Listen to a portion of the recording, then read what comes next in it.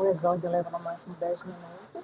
Aí o senhor vai ter até umas 8h36, 8h37, para finalizar. Mas eu boto um lembretezinho. Certo. Viu? Porque depois do seu encerramento ainda tem a prece final, para ver se a gente consegue concluir tudo às 8h30. Bom? Tranquilo.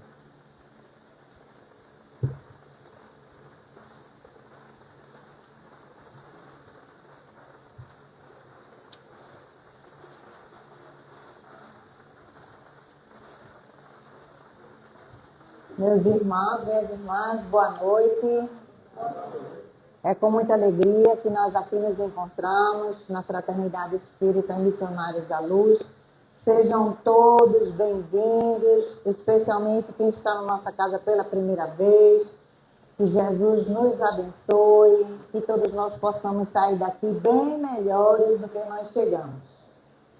Saudamos também aos nossos irmãos que nos acompanham pelas redes sociais, que Jesus os abençoe seus lares e abençoe a todos nós. Meu nome é Fátima, sou trabalhadora desta casa. Hoje o nosso convidado, palestrante da noite, nosso querido irmão Paulo Machado, que vem do Cenáculo Espírita Casa de Maria, em Campo Grande, no Recife. Seja muito bem-vindo à nossa casa. E ele vai conversar sobre um tema bem interessante para todos nós. Existe uma medida comum de felicidade para todos os homens? O tema está baseado na questão 922 do Livro dos Espíritos. Então, nosso irmão irá desenvolver esse tema, nos explicando, fazendo seus comentários, ilustrando, e que essa noite seja uma noite de muito aprendizado, para que a gente compreenda o que realmente é a felicidade e que a gente possa caminhar em busca, né, da nossa destinação, que é a felicidade. Bem, nós sempre estamos aqui convidando todos vocês para os nossos estudos.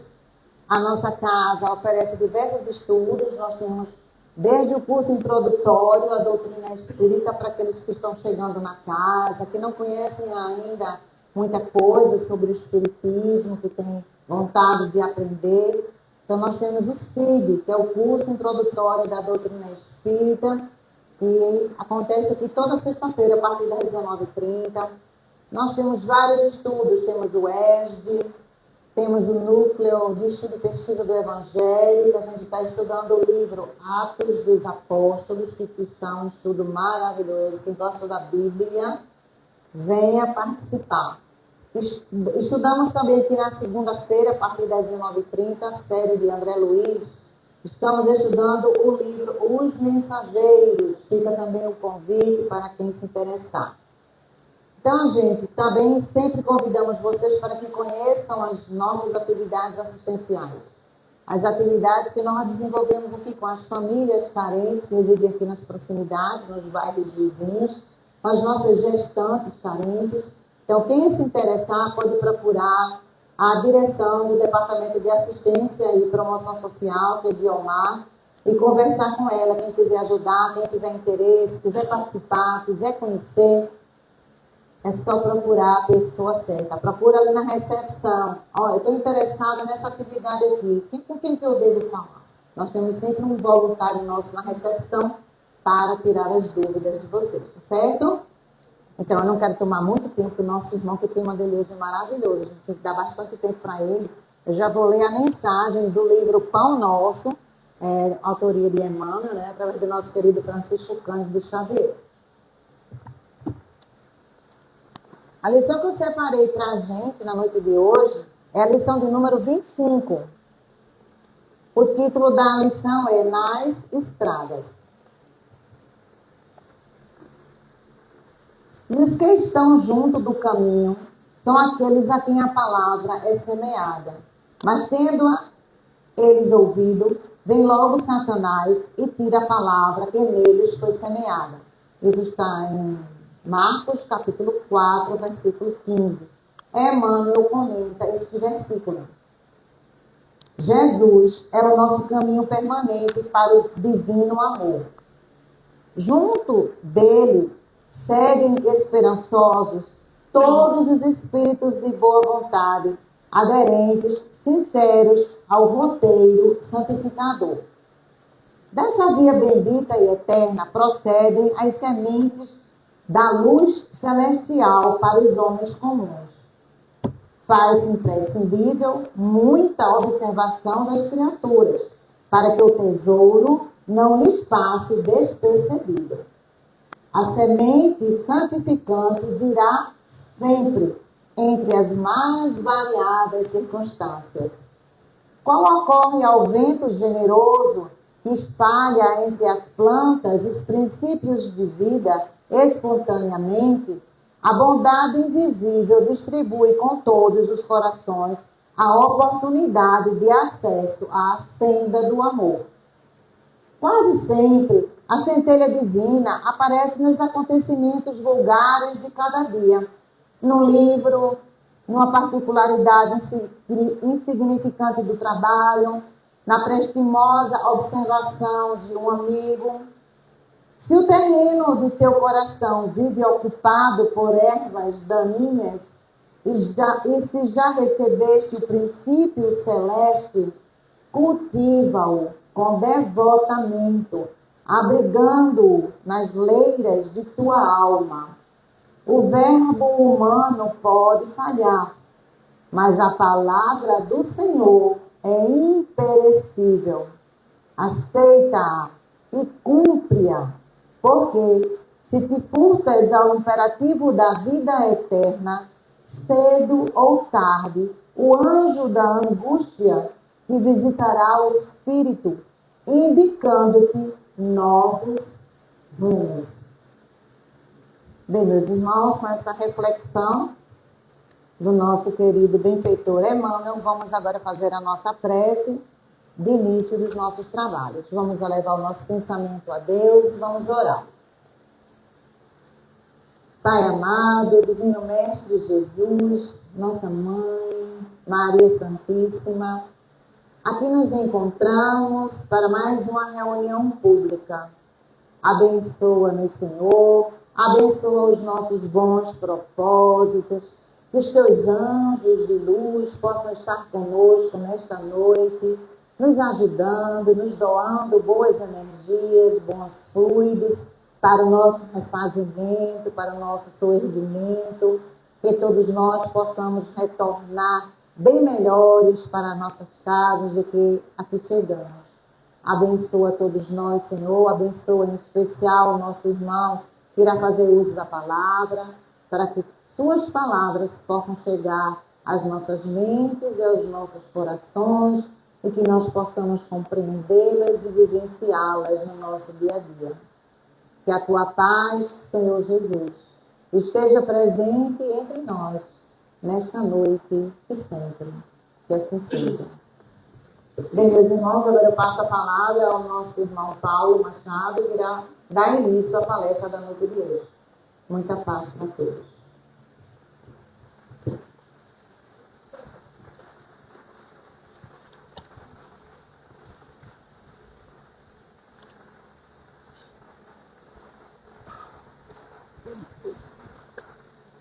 Boa noite, gente. Tá ligado? Pra cima. Agora. Levou. Outra coisa agora. Boa noite, meus irmãos. É com alegria que aqui retornamos e com um desafio na noite de hoje de tratar de um tema bem interessante, porque é uma pergunta que é feita praticamente todos os dias entre nós, né? A pergunta é: existe uma medida comum de felicidade para todos os homens? E no fim da nossa conversa, né, eu espero que a gente compreenda, né, se existe ou se não existe. Vou deixar em suspense para a gente, no fim, arrematar. Pois bem, essa nossa conversa vai ser um pouco, digamos assim, talvez cansativa, porque eu vou fazer um pouco de leitura de alguns textos do Evangelho segundo o Espiritismo, do Livro dos Espíritos, para que a gente possa, né, lendo o que os espíritos de fato nos trouxeram de informação, ter uma ideia concreta do que a doutrina espírita nos fala a respeito do tema.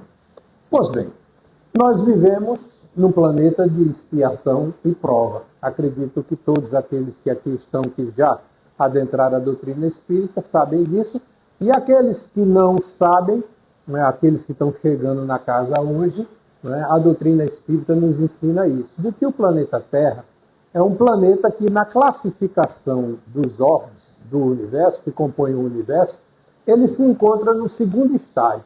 Existem os planetas que a gente chama de primitivos, e existe o segundo estágio, que é o planeta de expiação e prova.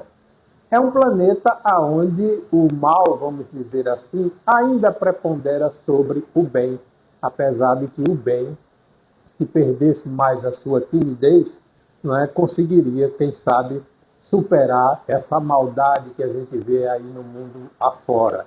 Pois bem, nosso planeta é um planeta onde nós temos as oportunidades de nos recuperarmos de erros que cometemos no passado. E por isso os espíritos classificaram ele como planeta de expiação. Expiar significa, não é, de certa forma, sentir um pouco na pele a problemática que nós causamos nos demais, e a expiação, ela se completa, vamos dizer assim, ela se conclui quando a gente consegue reparar o dano que nós causamos a outros irmãos. Então, todos nós aqui passamos pelo processo de expiação, mas existe também o processo de provação. São aqueles espíritos que já estão um pouco mais adiantados, mas reencarnam juntamente conosco aqui no planeta, para dar prova à providência divina de que eles já conquistaram certas virtudes.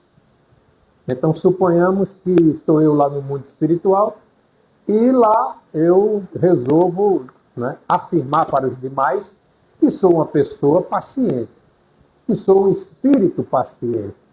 E aí vai ser planejado uma reencarnação num planeta de expiação e prova, porque não existe só a Terra nessa condição, existem outros orbes também nessa condição, aonde eu venho para passar por testes, por provações. E aí toda essa minha existência, para dar prova de que eu de fato sou paciente, ela vai ser trabalhada em cima exatamente de acontecimentos que me levem a perder a paciência. Então eu vou ser alfinetado no ambiente de trabalho, na casa religiosa, no trânsito. Para todo lado que eu me virar, vai ter aquela, né, oportunidadezinha de me testar para ver se de fato eu já sou um espírito que possui como virtude a paciência. Terminado a existência, e eu vencendo essa etapa e voltando para lá e prestando conta de que de fato eu passei no teste, então eu vivi uma boa experiência no planeta de expiação e prova, porque dei prova de que de fato na minha natureza já consta a virtude paciência.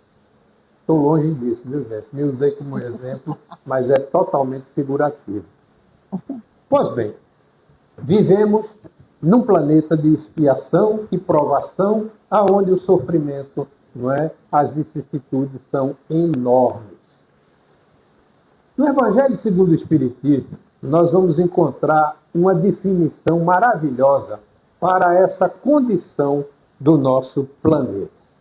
Diz lá o seguinte: faria dos habitantes de uma grande cidade falsíssima ideia quem os julgasse pelas populações dos seus quarteirões mais ínfimos e sórdidos. Num hospital, ninguém vê senão doentes e estropiados. Numa penitenciária, vê-se reunida todas as torpezas, todos os vícios. Nas regiões insalubres, os habitantes, em sua maioria, são pálidos, franzinos e enfermiços. Pois bem, figure-se a Terra como um subúrbio, um hospital, uma penitenciária, um sítio malsã, e ela é simultaneamente tudo isso, e compreender-se-á porque as aflições sobrelevam os gozos. Porquanto não se manda para o hospital os que se acham com saúde, nem para as casas de correção os que nenhum mal praticaram, nem os hospitais e as casas de correções se pode ter por lugares de deleite. Ora, assim como numa cidade a população não se encontra toda nos hospitais e nas prisões, também na terra não se encontra a humanidade inteira.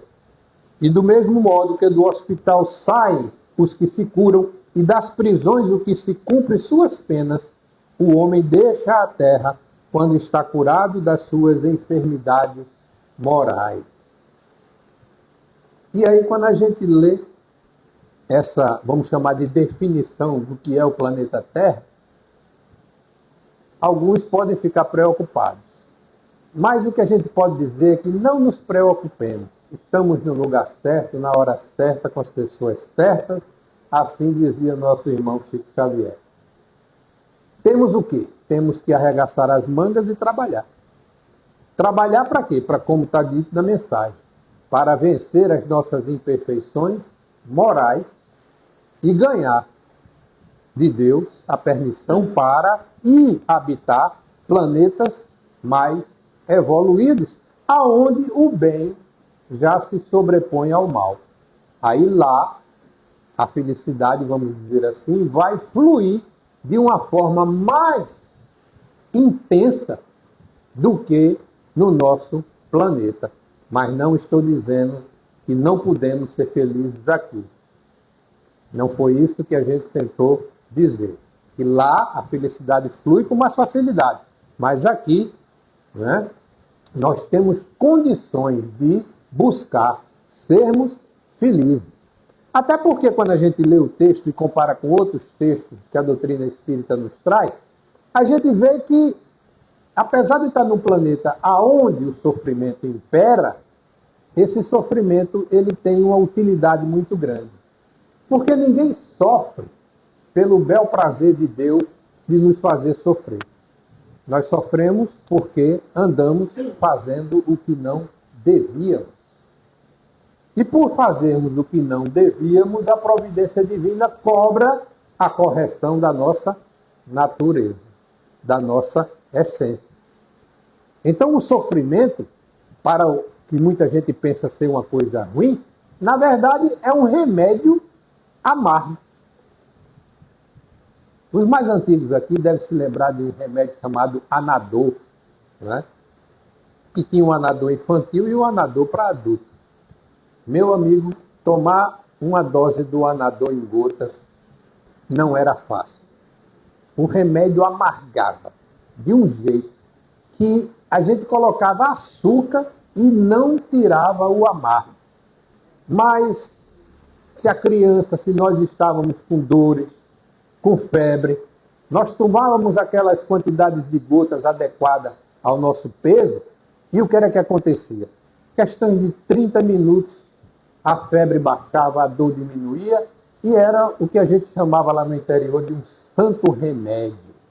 Hoje, graças a Deus, esse remédio, se eu não me engano, continua existindo, mas as crianças já têm a felicidade de escolher se quer o sabor baunilha, o sabor morango, não é? E até o sem sabor. Mas o remédio está aí. E naquela época era o remédio amargo que nós tínhamos que tomar para nos libertarmos do sofrimento. Então a gente tem que entender de que a gente está aqui nesse planeta tomando Anador. E aí aquele que consegue compreender de que esse sofrimento que nós passamos é um remédio amargo que a gente tem que tomar para aprender a agir corretamente, a gente sofre resignado. E ao mesmo momento que a gente sofre resignado, a gente está tendo a oportunidade de aprender com Cristo e vivenciar um preceito que vai fazer com que a gente construa a nossa vida futura bem melhor. Quando a gente se preocupa em fazer com o próximo aquilo que nós gostaríamos que o próximo fizesse conosco. Então vejam que o planeta não é, apesar da definição forte, né, que os espíritos nos dão do planeta Terra, não é também uma coisa que a gente deva ter medo ou ter receio. Por quê? Porque é um ambiente onde nós estamos tendo a oportunidade de nos corrigirmos do passado delituoso e, ao mesmo tempo, estamos aprendendo a construir um futuro virtuoso. E aí a gente começa a enxergar essa tal pontinha de felicidade que a gente pode ter no planeta Terra. Vamos em frente. Chico Xavier, né, costumava dizer, quando as pessoas chegavam para ele e se lamuriavam, dizia que a vida estava muito difícil, muito ruim, o sofrimento era muito grande, Chico costumava, com aquele jeitão dele, né, olhar para a pessoa, dar um abraço, abrir um sorriso e dizer: meu irmão, aqui na Terra não tem ninguém inocente. Né? E nós, espíritas, que estudamos a doutrina, compreendemos de que, de fato, ninguém sofre, não é, se não precisar passar por aquela experiência. Deus não vai permitir, nem quer que nenhum de nós passe por experiências que nos sejam dolorosas, que não sejam remédios para os nossos males. Porque de Deus, Jesus, só querem a nossa felicidade. Nós é que, por falta de conhecimento, orgulho, intemperança, muitas vezes cometemos atos que nos trazem consequências dolorosas. Pois bem, o Chico, como sempre, estava com a razão e, né, nenhum de nós aqui está inocentemente. Então, aquele que está no hospital porque está doente, aquele que está num sistema de penitenciária está aqui porque andou fazendo o que não devia, não é? Aquele que sofre dos males da saúde física e moral estão aqui para se recuperar, e o planeta é a oportunidade que Deus nos dá de conquistarmos tudo isso, nos reformarmos e nos melhorarmos. Na questão 115 do Livro dos Espíritos, nós vamos encontrar Kardec fazendo o seguinte questionamento: dos espíritos, uns terão sido criados bons e outros maus? E vamos prestar atenção à resposta que os espíritos nos deram. Deus criou todos os espíritos simples e ignorantes, isto é, sem saber. A cada um deu determinada missão com o fim de esclarecê-los, de os fazer chegar progressivamente à perfeição pelo conhecimento da verdade, para aproximá-los de si. E aí a gente vê, né, o significado da palavra religião. Religião significa o retorno, a religação da criatura ao Criador. Então, quando a gente vive uma religião, na verdade a gente está vivendo um esforço de retornar ao seio de Deus. Nessa perfeição é que eles encontram a pura e eterna felicidade. Passando pelas provas que Deus lhe impõe, é que os espíritos adquirem aquele conhecimento. Uns aceitam submisso essas provas e chegam mais depressa à meta que lhes foi assinalada. Outros só a suportam murmurando e, pela falta em que desse modo incorre, permanecem afastados da perfeição e da prometida felicidade. Esses, não estou querendo acusar ninguém, nem estou apontando ninguém como sendo, mas esses provavelmente somos nós, que nos afastamos, de certa forma, de Deus, e por isso estamos um pouco distante dessa felicidade, prometida pela própria providência divina. E aí a gente percebe que os espíritos estão tentando nos passar informações que nos levem a refletir e a mudar de conduta. É um termo que eu não gosto de usar porque já ficou muito batido na doutrina espírita, mas é a reforma interior, é a reforma íntima. É a coragem que nós precisamos ter de nos despir diante de um espelho e perceber tudo o que nós temos que não nos agrada. Tudo o que nós temos que a gente pode chamar de imperfeição. E aí a gente pega uma cadernetinha, um caderno, e a gente anota. Ah, eu sou assim, eu sou isso, eu sou aquilo outro. E como a gente não vai conseguir vencer numa encarnação só todas as nossas imperfeições, a gente procura fazer uma análise, um autoconhecimento e ver dentro daquelas imperfeições que eu enxergo em mim mesmo, aquela que mais está me prejudicando. E aí eu vou trabalhar por ela. Vou começar a trabalhar por ela. E aí vai ser um esforço dioturno, que segundo o Evangelho, é o trabalho mais difícil que a gente enfrenta, não é, nessa existência. É enfrentarmos a nós mesmos. Então, aquele que possui a avareza, por exemplo, o amor exagerado pelo dinheiro, ele vai ter que começar a trabalhar nele o desprendimento desse, vamos dizer, instrumento que nós criamos para, não é, facilitar a nossa vivência aqui no planeta e entender de que o dinheiro é bom, mas eu não posso me deixar escravizar pelo dinheiro. E aquilo que me sobra, aquilo em que eu possa, de coração, trabalhar para minimizar o sofrimento de outros, e assim eu faço. Ah, é impossível? É não, gente. É possível. Não precisa ninguém abrir mão de tudo que tem em benefício dos outros. Francisco de Assis deu o exemplo dele. Mas nós podemos, sem nos tornarmos o Francisco de Assis, colaborar com as tarefas que muitas vezes a Casa Espírita nos traz. Então não vai quebrar ninguém uma cesta básica para quem pode doar. Ah, eu não posso dar uma cesta básica, eu vou levar um pacote de macarrão. Ah, eu levo um pacote de arroz. E a Casa Espírita faz aquela arrecadação e quando a gente vê aqueles que estão em situação de sofrimento maior do que nós, vêm até a Casa Espírita receber um farnel, uma cesta básica. E às vezes aquela cesta básica é o sustento daquela família por 10, 15 dias, às vezes até mais.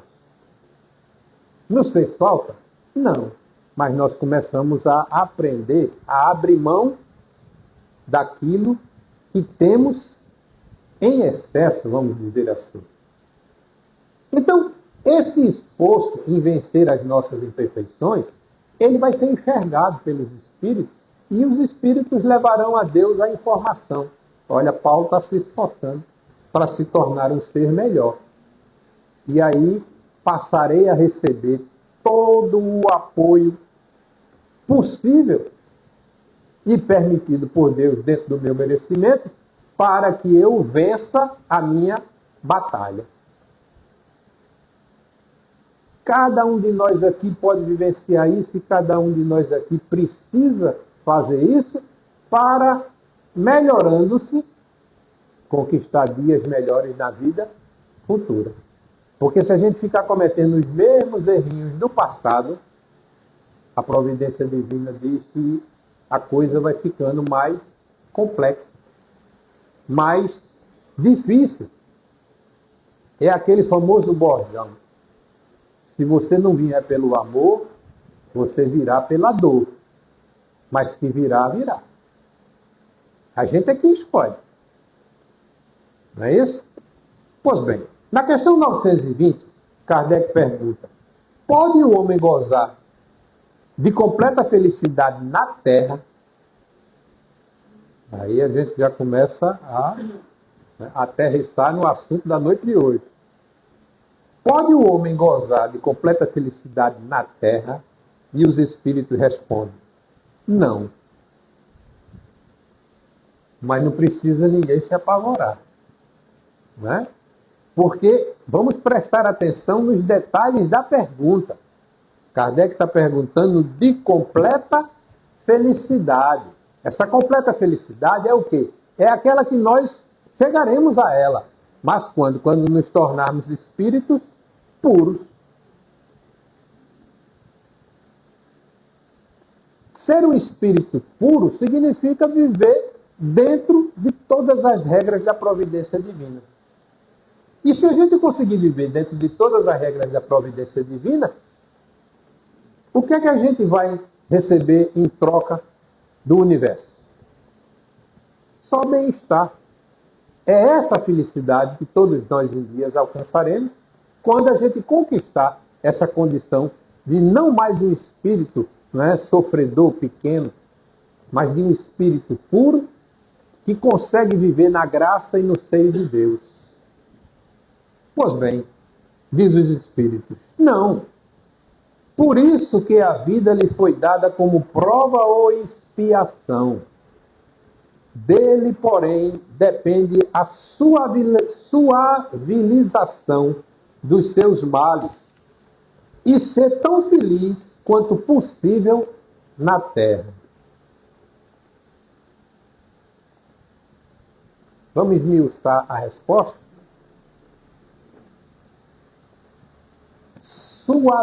Suavilização dos nossos sofrimentos. Não precisa ninguém levantar a mão, mas a gente, né, faz a pergunta: quem aqui anda tentando suavizar o sofrimento que passa? Na grande maioria das vezes, o que é que a gente faz? A gente intensifica com o quê? Com reclamação, com comentário, com pensamento fixo, constante no sofrimento. Minha mãe costumava dizer, quando viva, quer dizer, viva ela está, quando na existência conosco, de que quando a gente sentiu a dor, ela dizia: meu filho, esqueça que você está com a dor, que a dor diminui. Porque se você ficar pensando na dor, ela aumenta. E aí a gente, pequeno, ainda adolescente também, a gente começava a prestar atenção naquilo e disse: de fato, eu estou com dor de cabeça. Aí eu começo a pensar na dor de cabeça, parece que ela aumenta. Aí eu vou esquecer que estou com dor de cabeça. Aí ia fazer outra coisa e tal. De repente a gente se via procurando a dor de cabeça. Mas ela estava ali. Então é algo parecido com isso que a gente anda fazendo. Ao invés de buscar suavizar o nosso sofrimento, a grande maioria de nós anda fazendo o quê? Anda procurando se afundar nos seus sofrimentos. Quem for psicólogo aqui, né, vai dizer que, de fato, é o grande problema hoje da humanidade. As pessoas não conseguem superar sozinhas as suas dificuldades, os seus problemas, e se afundam naquilo. E chega num ponto em que ela acha que não tem saída. Aí vem uma série de complicações e vai precisar de medicações, vai precisar de terapia, de uma série de coisas para poder se libertar dessa situação. Aí os espíritos chegam para a gente e dizem: é preciso que você aprenda a suavizar os seus sofrimentos. E aí, eu me lembrei de uma história, né, que aconteceu conosco lá no Senac Espírita, da Casa de Maria. Eu tive a graça de ser reconhecido lá como uma pessoa que tem a capacidade de trabalhar no atendimento fraterno. Pois bem, certa noite estava eu lá na minha camisa, sentado atendendo, e chega uma senhora muito distinta, daquelas pessoas que o trajar, não é, o comportamento, o visual, o perfume, demonstra ser uma pessoa de ter uma vida, vamos dizer assim, financeira muito bem, né, situada. E aí chegou ela na minha mesa, sentou-se e de repente baixou a cabeça e começou a chorar. E aí a técnica manda que a gente deixe a pessoa chorar, aguardamos que ela chorasse. Quando ela acabou de chorar, se controlou, pediu desculpa, e aí veio a pergunta, né? Tive que fazer a pergunta: por que chora? E aí ela me disse que estava num sofrimento terrível, porque naquele ano o marido disse a ela que a empresa estava em crise e não ia poder mandá-la com as crianças para Disney World.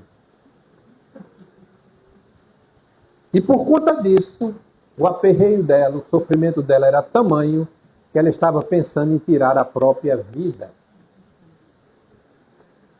E aí a gente fica olhando para aquela criatura e a gente percebe pelo que a gente está vendo, né? Que não falta comida, que não falta bons tratos, que não falta conforto. E o aperreio dela era porque não ia poder naquele ano, porque significa que nos anos anteriores ela foi, né, ir a Disney World.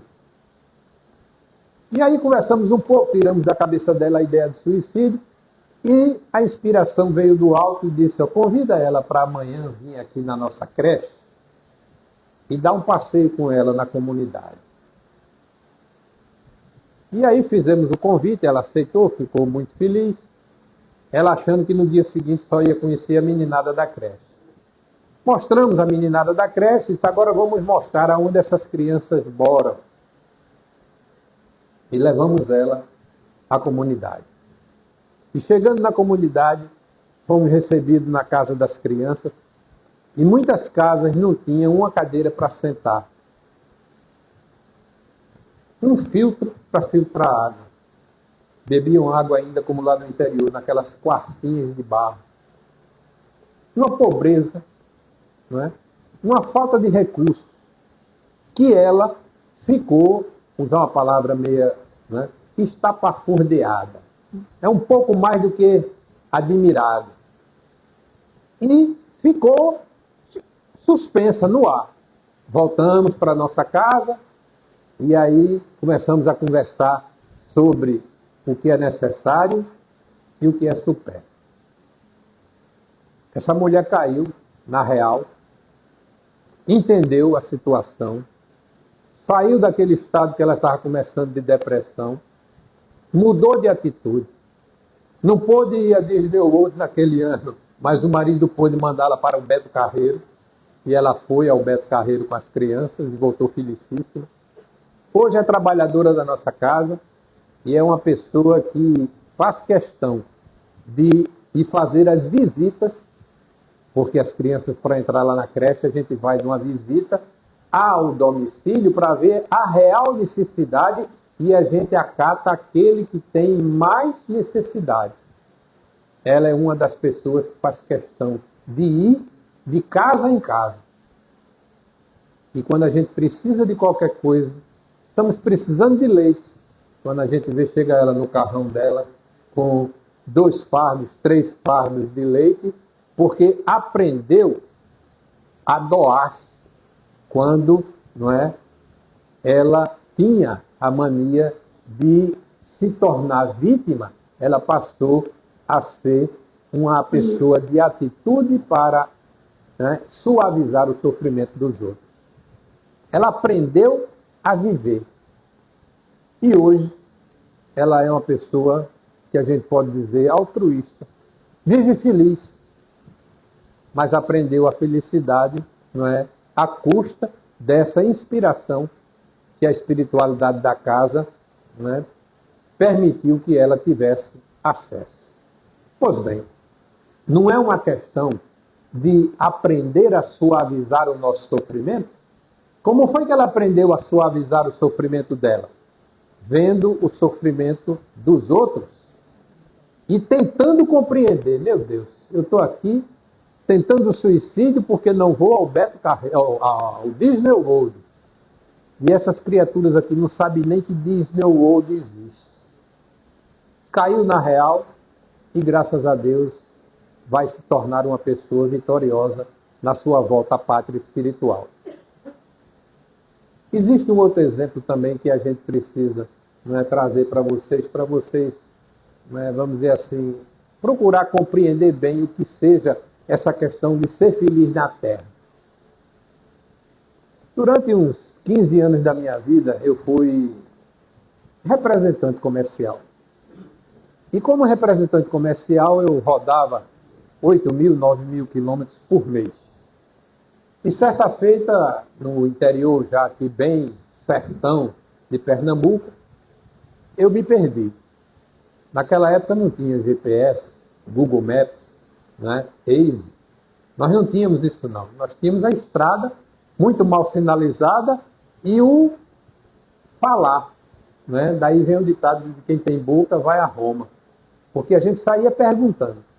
Pois bem, me perdi e quanto mais eu andava, mais terra, né, seca eu via. E de repente, passando ali na estrada, eu vi um pé de agaroba, que é um pé praticamente de espinhos. Né? Ele não dá fruta.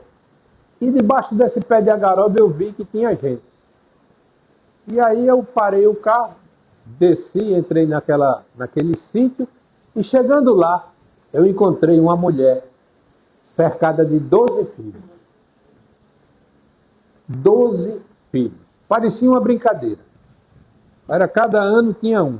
Do mais velho até o mais novo, no colo dela. E aí era por volta de meio-dia. E eu perguntei a ela, senhora, como eu faço para chegar em tal cidade?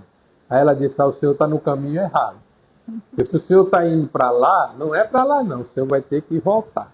Aí o senhor volta, vai, não sei quantas léguas, aí o senhor vai encontrar uma estrada. Me disse como era que eu chegava no meu destino. E aí veio a surpresa. O senhor quer almoçar conosco? E aí é lógico que diante daquela situação, uma casa de taipa, que a gente via que não tinha grandes recursos, ela com aquela família tão numerosa e eu ainda aí me alimentar, não é? Do que ela havia preparado para o almoço dela e dos filhos, eu me senti envergonhado e disse, não senhora, eu já almocei. Aí ela fez, já almoçou mesmo? Eu digo, já. E aí ela fez, então enquanto a gente conversa, eu vou servir no almoço aqui das crianças. E eu tive a felicidade de ver aquela mulher pegar. Vocês queijo do reino, quando a gente corta no meio a embalagem, não fica uma cubinha, pronto, uma cubinha parecida com aquelas cubinhas de queijo do reino, só que de barro. E ela colocava um punhado de farinha e 2 pedaços de rapadura para cada criança. Meu irmão sabe o que é doer na alma? Doeu na alma. E as crianças tudo felizes, sorrindo, ela com um sorriso feliz no rosto. E a pergunta não escapou. Eu perguntei a ela, a senhora é feliz? E ela disse, felicíssima. Porque eu tenho um sítio, que é meu e do meu marido. Eu tenho um marido que me ama e tem saúde e é um homem trabalhador. Agora mesmo ele foi para a cidade buscar trabalho para trazer recursos para casa. Eu tenho a minha criançada, todos estão com saúde e todos me amam e eu amo cada um deles. O que me falta para ser feliz? E aí a gente fica com vergonha de si mesmo. Então a gente vê em 2 exemplos. Né? A questão do que é o suavizar os nossos sofrimentos. Aquela mulher vivia uma vida humilde, digamos até que passava necessidade, porque na hora do almoço a gente comer farinha seca com rapadura, eu não aconselho ninguém a fazer, a não ser que faça com um copo d'água de lado, né? Porque a gente vai se engasgar, porque a gente não tem o hábito. E aquelas crianças ali comendo com um gosto, com uma satisfação, parecia que estavam comendo uma feijoada completa. E ela também. E ela me dizer, sou uma pessoa feliz. Essa, né, digamos assim, suavizou ao extremo o sofrimento que a vida a estava impondo. A outra, ao invés de suavizar, o que foi que ela fez? Ela afundou-se num problema, e se a gente parar para pensar, nem problema é. Porque deixar de ir a um lazer, o que é que nos tira? O que é que nos causa de sofrimento? Mas a pessoa pensar em suicídio porque não vai a Disney World, eu espero que ninguém aqui conheça a nossa amiga. Mas vou dizer a ela que a citei num exemplo, né, de levar a um raciocínio engrandecedor em cada um de nós. Pois bem, ela hoje é trabalhadora da nossa casa, não é? E somos felizes com o que ela conquistou. Vamos então em frente. Eu vou trazer para vocês um conceito de felicidade que não é nada filosófico, nem muito difícil de compreender, porque as pessoas costumam, quando falam de felicidade, ou quando falam de outros assuntos, trazer de uma forma tão complexa que ele fala bonito, mas a gente não consegue absorver o que ele tentou nos passar. Pois bem, esse conceito de felicidade é uma coisa bem simplória que eu encontrei. Diz o seguinte: felicidade é um estado emocional de contentamento, satisfação e bem-estar. É um sentimento subjetivo que pode variar de pessoa para pessoa e depende de diversos fatores como emoções positivas, saúde, relacionamento e metas pessoais. E aí, quando a gente vê esse conceito simples, a gente começa a compreender porque é que muitas vezes nós não nos sentimos felizes.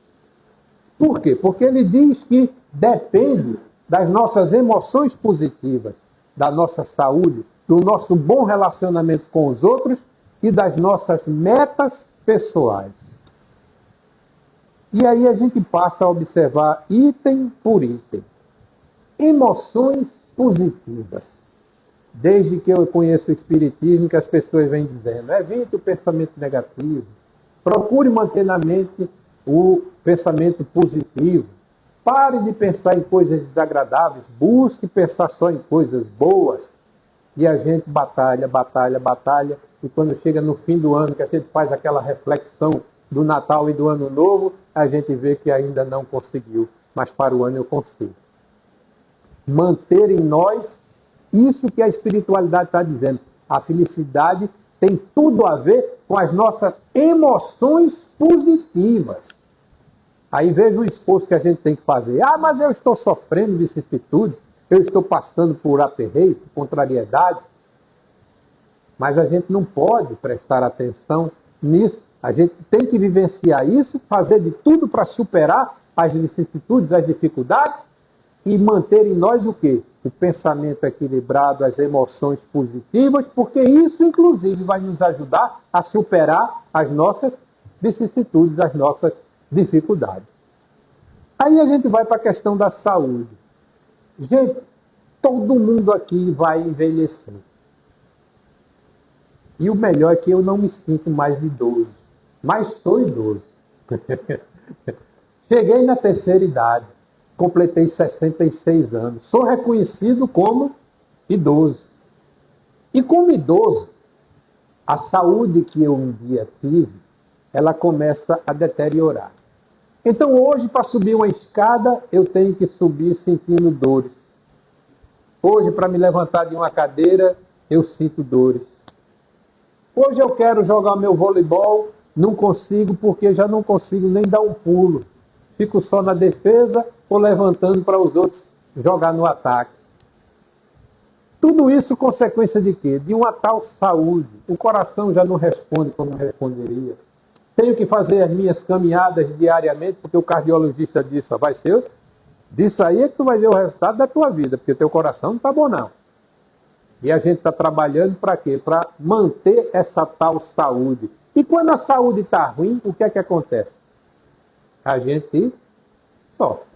Sofre a matéria e sofre também como espírito, moralmente falando. Por quê? Porque a gente começa a enxergar a porta de passagem para o mundo espiritual que a gente vai usar para o retorno da nossa pátria. E aí, se alguém perguntar aqui, quem quer ir agora? Todo mundo vai dizer, não, agora não. Por quê? Porque nós temos nossos entes queridos, nós temos nossos filhos, nós temos nossos netos, nós queremos acompanhar o desenvolvimento deles, queremos participar de tudo isso, mas a saúde está degrindolando. Nós já não somos aquela pessoa que éramos. E isso nos faz, de certa forma, se sentir não felizes. Aí vem para as questões, não é, dos relacionamentos. Como é que a gente costuma se relacionar com o outro? Já pararam para pensar nisso? Com os nossos pais, com os nossos cônjuges, com os nossos filhos, na casa religiosa, no ambiente de trabalho. A gente costuma se relacionar numa espécie de rivalidade.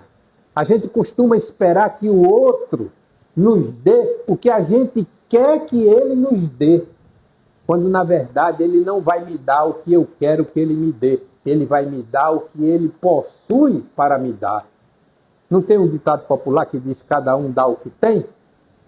Então, se a gente conseguir se relacionar com as pessoas e observar de que cada um dando o que tem gente que vai me dar patada e tem gente que vai me dar amor, aquele que me der patada eu não vou me sentir agredido nem ofendido com a grosseria dele, porque eu compreendo que aquele é o estado natural dele e que ele precisa e vai se melhorar. Portanto, eu não vou me preocupar com isso, nem vou sofrer porque ele está me distratando. Mas aquele que me dá amor, a esse eu vou ficar muito satisfeito e feliz. E às vezes, a gente espera dos filhos, a gente espera do próprio cônjuge, a gente espera muitas vezes dos nossos pais, que eles tenham um comportamento conosco cuja natureza deles não tem a mínima condição deles assim serem. Meu pai, 94 anos. Eu vou dar um beijo nele. Ele fica feliz. A gente sente a felicidade dele. Mas ele não consegue dar um beijo no filho. Porque ele foi criado numa época em que homem não demonstrava essas coisas. E aí a gente percebe que às vezes ele até quer dar um beijo, mas é tão desajeitado, né, para dar um beijo, aquele bico, aquela coisa que a gente fica olhando assim, vai, vamos lá, pai, dá um abraço, dá um beijo nele para ele relaxar, porque ele ficou tenso. Então, se eu, para ser feliz, espero que ele me beije, eu vou morrer infeliz. Mas é maldade dele? Não é, gente.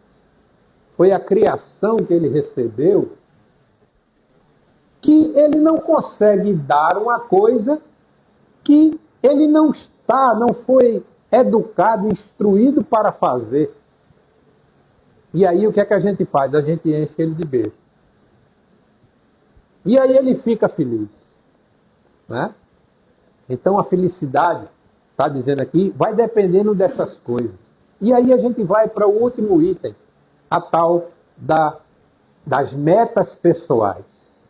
Nós somos altamente exigentes e intransigentes com nós mesmos. Nós vivemos traçando metas para a gente e a gente nunca se contenta com o que a gente tem. Ah, eu adquiri agora um carro, o último modelo, não sei o quê, de não sei quantos R$1.000. Aí a empresa lança um mais novo, a gente já quer o carro por 6 meses, 8 meses, 1 ano de uso, trocar porque já surgiu um carro melhor. E assim é com televisão, assim é com tudo, no trabalho, nas nossas relações com as outras pessoas. Nós criamos metas e quando a gente alcança as metas, a gente vai criando metas e metas e metas e metas. E a gente cria situações em que a gente muitas vezes se vê impossibilitado de conquistar. E quando a gente se vê impossibilitado de conquistar, o que é que vem? A tal da infelicidade. Mas é culpa do destino? É culpa de Deus ou é culpa nossa? E aí a gente chega na questão da noite. A pergunta, né, 922 do Livro dos Espíritos. Kardec coloca lá. A felicidade terrestre é relativa à posição de cada um. O que basta para a felicidade de um constitui a desgraça de outro. Haverá, contudo, alguma soma de felicidade comum a todos os homens? E veja o que os espíritos vão nos responder. É uma senhora lição de vida. Eles dizem, abre aspas, com relação à vida material, é a posse do necessário. Com relação à vida moral, é a consciência tranquila e a fé no futuro. Então, se a gente se contenta com o que materialmente a gente possui, e se contentar não significa se acomodar. A gente pode se contentar com o que tem e buscar, sem angústia, a melhora. Sem desespero. E se essa melhora não vem, a gente ser tão feliz como se tivesse a conquistado. Na vida moral, a consciência tranquila do dever cumprido. A gente saber que a gente cumpriu com o nosso papel de pai, com o nosso papel de filho, com o nosso papel profissional, com o nosso papel dentro da religião. A gente ter a consciência tranquila de que eu faço tudo o que é bom para mim em espírito. E isso vai me trazer o quê? Uma fé, uma esperança de que a minha vida futura, seja ela no mundo dos espíritos, seja nas reencarnações seguintes, vai ser melhor do que essa que eu tenho hoje. E isso me faz me sentir relativamente feliz. Portanto, no planeta de expiação e prova em que nós vivemos, podemos ser felizes? Sim. Muita paz para todos.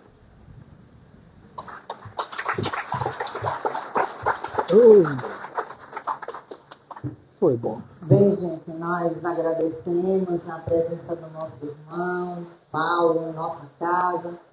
Que ele leve um abraço fraterno para todos que fazem o Lar de Maria. Senac Espírita, Casa de Maria. Cenáculo Espírita, Casa de Maria. Um abraço fraterno de todos nós, trabalhadores e missionários da luz, frequentadores, que as nossas vibrações amorosas cheguem até ele, né? Para que ele possa retornar em outros momentos à nossa casa. Estamos muito gratos por todo o aprendizado, por todas as reflexões que ele nos trouxe. E vamos, meus irmãos, então, agradecer a Deus, não é? Agradecer pela noite, por esse momento, pelas bênçãos que nós recebemos, pelos esclarecimentos. Nós só temos que agradecer. Então, vamos orar e vamos fazer a nossa prece de encerramento da nossa reunião. Elevemos o nosso pensamento a Deus, então, e vamos orar. Pai amado, Divino Mestre Jesus, te agradecemos, Senhor, por esta noite de aprendizado, de reflexões. Te agradecemos a presença dos benfeitores espirituais que aqui estão conosco, nos ajudando, para que nós possamos caminhar de forma mais segura, mais confiante, nessa jornada, nessa existência atual. E que nós possamos, Senhor, com tudo que aprendemos nessa noite, buscarmos a nossa felicidade, a felicidade que é possível para nós, de acordo com a nossa condição evolutiva, com a condição evolutiva do nosso maravilhoso planeta Terra. Que nós possamos, Jesus, sermos fortes, corajosos, para buscarmos os bens materiais que são realmente necessários à nossa sobrevivência. Que nós possamos ter a nossa mente, a nossa consciência tranquila, de dever cumprido.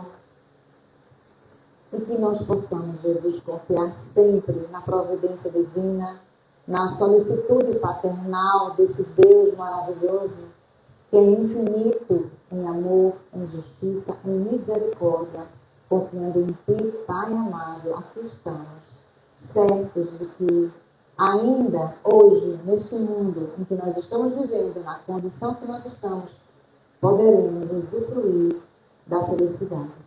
Que a Tua paz, Senhor, que o Teu amor esteja sempre presente em nossos corações. Que assim seja. Graças a Deus. Bem, meus queridos irmãos, nós finalizamos assim a nossa reunião pública, desejando a todos um feliz retorno aos seus lares. Muita paz a todos. Missão cumprida.